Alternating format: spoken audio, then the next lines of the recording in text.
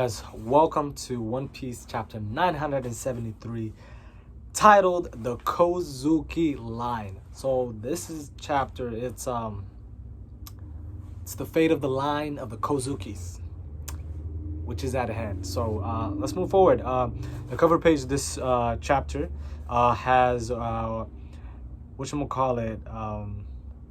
what's his name? Gotti is actually, because I'm reading it right now. Gotti is actually attacking the Marines to get back, what's her name? Chiffon. So he attacked them. Let's see what happens. It just looks like the Marines at the harbor, and it looks like they're loading and whatnot. So it's a one-man mission right there. He's in hiding. He's not going full-on attack and whatnot, but he's in hiding. Moving on forward, we get a flashback of Oda when he was, Odin, not Oda, Odin when he was on Roger's crew. And it looks like they used the exact same, remember when they were coming down from Skypiea, they used that octopus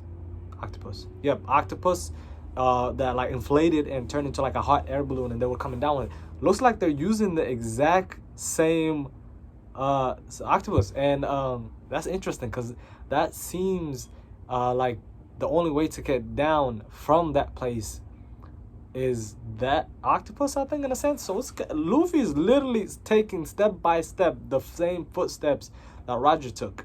You know, makes you think maybe everybody that that designated person that kind of leads history and whatnot every so centuries has to take the same path, which is it's crazy. But you see, Odin has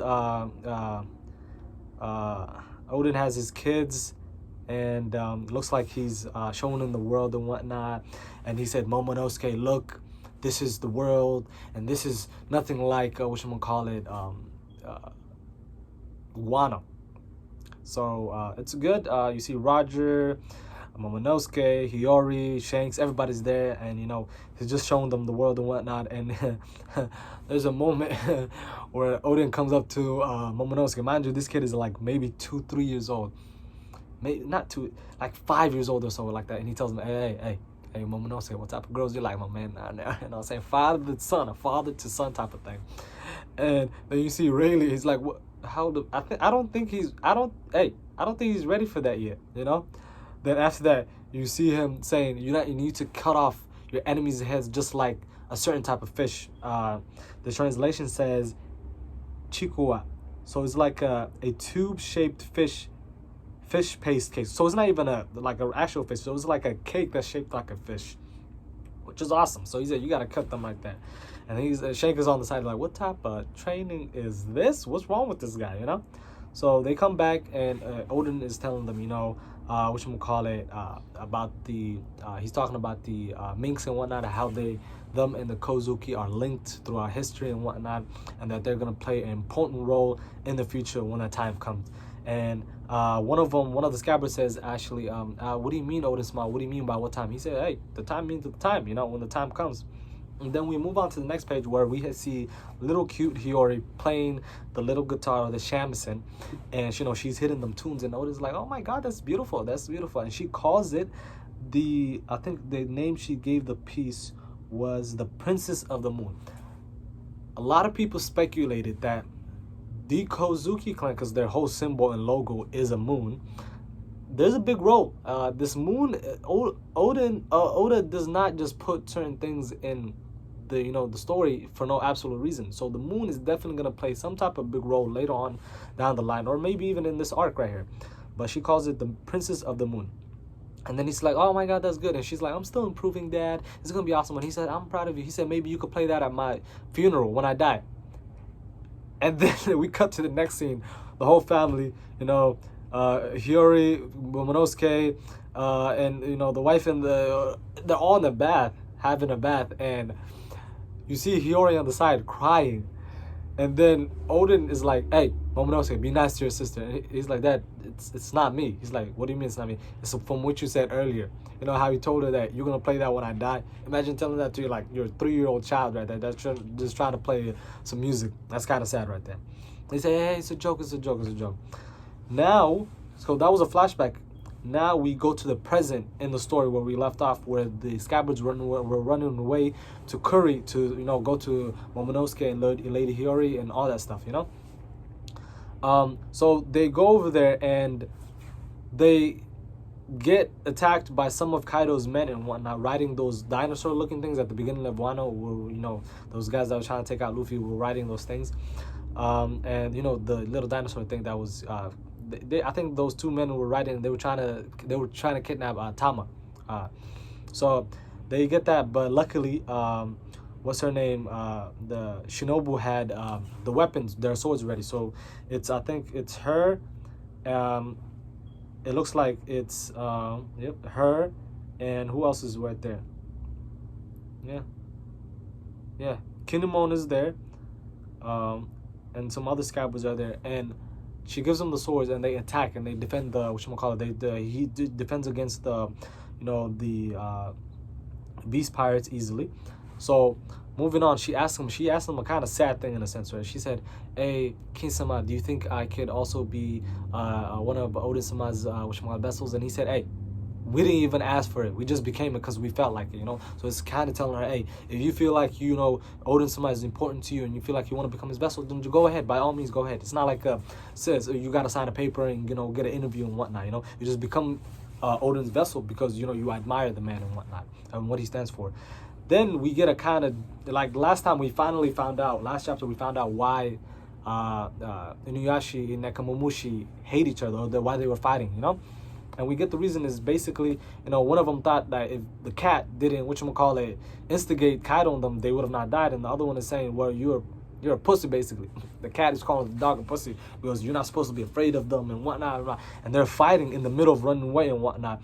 And then this is so cool. And I cannot wait until we find out what these numbers are so called. Remember the numbers? How, these big demon-looking guys were walking in the valley headed to the party, Kaido's house and whatnot. We get a silhouette of them right there. We get a silhouette of two of them, and it looks like they grabbed Nekomamushi and Inuyasha right there, and they're asking for help, and they're like, we don't got time for them, So they're running away, and even they're running away from them basically. And then after that, the pressure is coming. So I think Denjiro and Ashura Doshi, I'm just going to call him Ashura. I can't pronounce some of these names. So Ashura and Denjiro stay back, try to help out and whatnot. So they keep running. Moving forward, looks like Kaido, I don't know how he beat them, but he went straight to the castle, Kuri Castle. And then we get a silhouette of some of the beast pirates, and we also get King's silhouette. Till now, we haven't seen Queen or King in this flashback yet. So we get King's silhouette, and then we see we see Oden's family and whatnot. And Kaido comes, grabs Momonosuke with one hand, hangs him over the cliff, and asks him, "Hey boy, what's your name?" And Momonosuke is trying. He's like, "I'm going to fall. I'm afraid. It's too high. I'm a guy." From a 5-year-old, or I think he's 8 at this point. 8-year-old, what do you expect, He said, the Kozuki, then Kaido tells me, the Kozuki name will die with you. You'll be the end of the line. No more. It's done for you. And he's, Momonosuke's over here, crying his eyes off. And he gets a flashback of his mom saying, your father is a famous one, your father is famous, and one day. So the flashback ends right there. I'm kind of confused on that part right there. Maybe you guys can clear it out for me. So they said father is a great warrior. Basically, Oden is saying father is... No. Oh, no. It's Momonosuke is saying father is a great warrior, and me someday I will be the one that will rule this country. And he says, Kaido says, a dream that his parents or someone forced to say. Not his dream. What an unmature kid. And then he cries out, "Father!" Momonosuke. Then he throws him back into the castle. Then he said, "That's pathetic brat of Oden. The pathetic brat is Oden's son." And then he said, "Bruh, burn along with the castle." So Kaido flies away, assuming that, there's no way who's going to save him. He's going to burn with the castle and whatnot. Then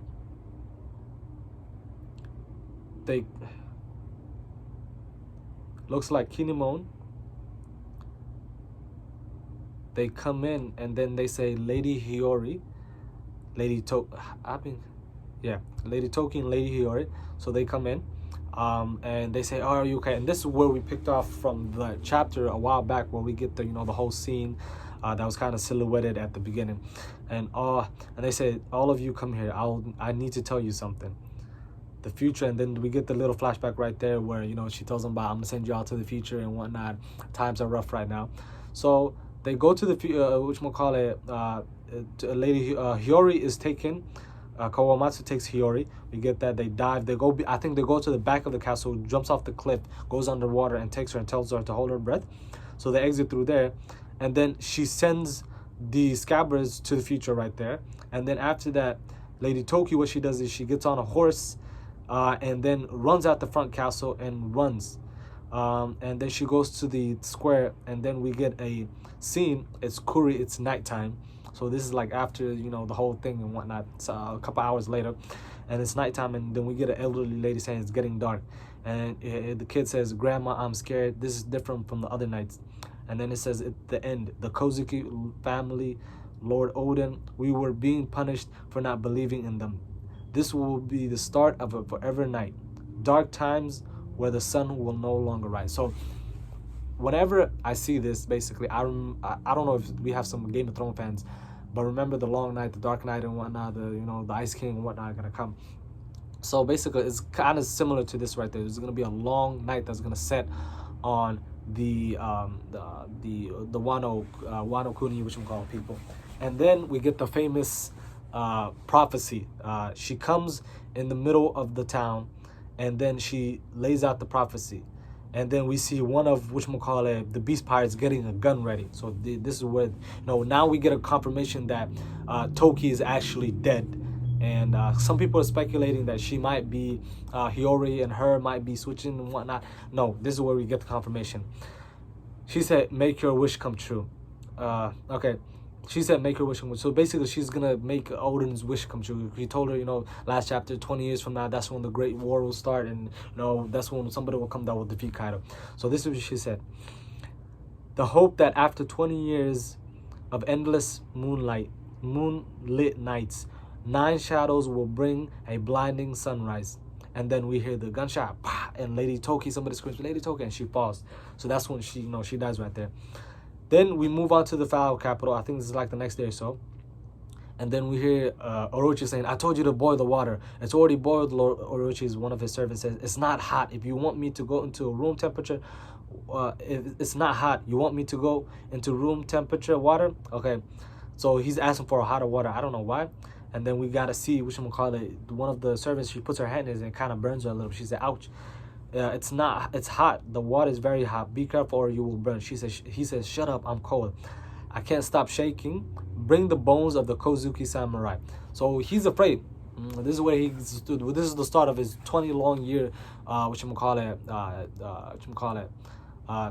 frightness, or the fright that he's gonna get for 20 long years, where he's gonna be scared of this prophecy and whatnot. He said, "Why can't we?" He's shaking, literally. He's legit shaking, and I think this is he's trying to cool himself down, warm himself up, because he's like so cold, the fear and whatnot.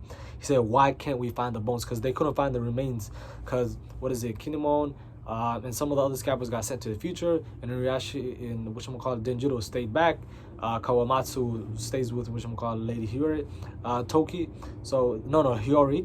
So it's like they couldn't find anything. He said, "I need proof that they're dead." Then I think Denjiro gets Ashura gets the message from Lady Toki. Basically, he hears about the prophecy. He said, "What is this? 20 years about. Are they alive?" So he's like, "What's this 20 years about?" He said, "Are they alive?" So he wants to know if the rest of the crew is alive. Lady Toki. Or maybe he's talking to her. I think he's talking to her. I think this is might be a flashback scene where he might be talking to her or whatnot. We don't know. But then we see Kawamatsu dancing, doing the kappa dance for Hiyori right there. She's over there under the tree crying. Little Hiyori, poor her.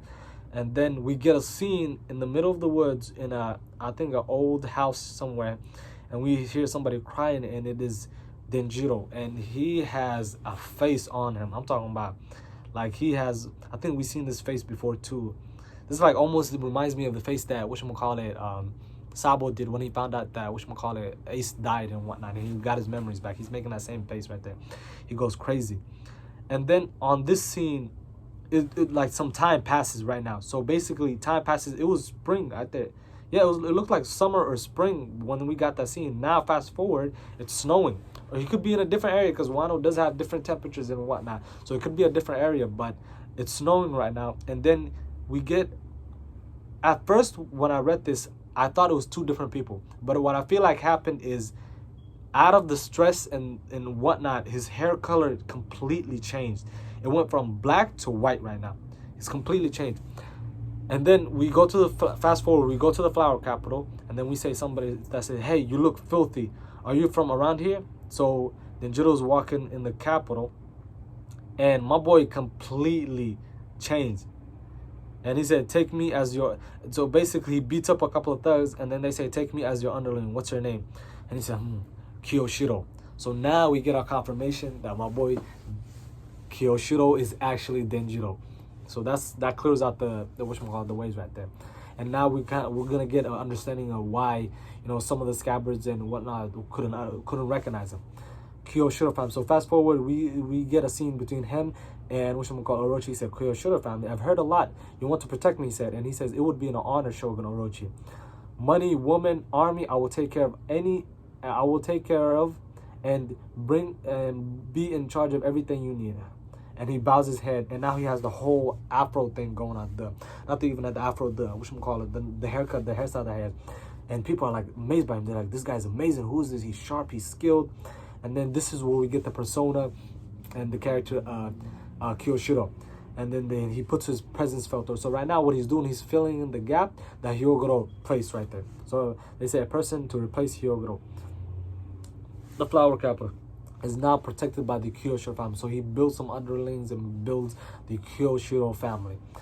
He does have one weakness. He always looks tired. And then now we get another explanation of a mystery or a plot point that we wanted to know for the longest. His nickname is now we get an explanation of why Kiyoshiro is called the napping. He's called the napping Kiyoshiro. And people assume that he parties a lot at nighttime and whatnot. And what we really get is that it's the witch hour boy. He's told. So we find out that Kiyoshiro is also the witch hour boy. And this gives us the explanation why they call him the napping Kiyoshiro, because he's literally up all night, doing the whole Robin Hood thing, and daytime he's all sleepy and whatnot. So that's what we get. And then we get a scene of Kawamatsu when he loses Lady Hiyori. She ran away from him. He's looking for him, and he's worried. Where did you go? Where did you go? And then two of Kiyoshiro's servants find this little pretty girl in the front, and they bring him to him. And then he recognizes right away who she was. He says, you might not recognize me, but he said, I'm Denjiro. And she says, really? So this is Hiyori. He says, yes, really. So that's what happened with you and Kawamatsu. So she explains what happened about how she ran away from Kawamatsu because she didn't want to trouble him and whatnot.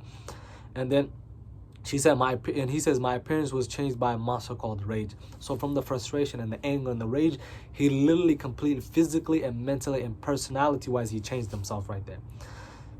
Even Kinemon and the others particularly won't recognize. So he said they won't even recognize who I am if Kinemon and the others saw me right there. He said, but until the final day happens, I want you to know me as Kiyoshiro, and I want you to change your name to Kowamarasaki, and I will protect you from here on out. So we don't get no break next week, and then that's what we get. So guys, basically we get we get some of the plot points cleared out. First and foremost, we find out that Denjiro is Kiyoshiro. Second off, we find out who the Hour Boy guy, the Robin Hood guy. We find out who it was. It's also Denjiro. And this goes to show that. And then we also find out that Hiyori and Kowamarasaki are the two things. So these two, Kowamarasaki and Hiyori and Denjiro, have literally, mentally, and physically changed themselves in a way that they won't be recognized by nobody no more. To the point where they're what do you call that? Double agents right there, to the max right there. They've trained themselves. And Kiyoshiro is a whole nother level. I'm talking about my man, legit, his whole hair changes. His whole experience changed, from the frustration. So I'm assuming my boy's going to vent out when the final war comes. He's definitely going to vent out, and it's going to be epic to see We also get whatchamacallit, the whole scene with the the whole scene with the lady Toki, and how she gave the prophecy, and now we find out that she's actually dead, that she's not alive. So that confirms that end right there. But all in all, this chapter is a nice completion. Kind of, now it fills up some of the holes that we might have had from the flashback. So that kind of covers it right there in some aspects right there. So that's good. We still don't know anything about Kaido, but other than that, most of the other stuff we do know. Kind of perfect knot to the flashback right there, which is a good chapter. I give this chapter a nice 8 out of 10 right there. It was a good chapter. Looking forward to next chapter. We should be able to go back to the present line, present timeline, and go from there. But guys, this is probably like my second video and whatnot. I'm at the beginning stages. Some of my reviews might not be perfect, but hey, I just like to put it raw out there. I don't like to do retakes and whatnot. So I just put it raw out there and just let it be right there. But I truly appreciate if you guys enjoy my content. Subscribe, leave a like, comment down some comments, share with a friend and whatnot, and just I just really want to make this channel more about both me and my followers and whatnot. So like I said, subscribe, leave a like, comment down below. You guys can ask me what type of theories you guys want me to do. I don't mind sharing my thoughts on some of the theories out there. Like I said, I'll see you guys next chapter, and you guys have a good one.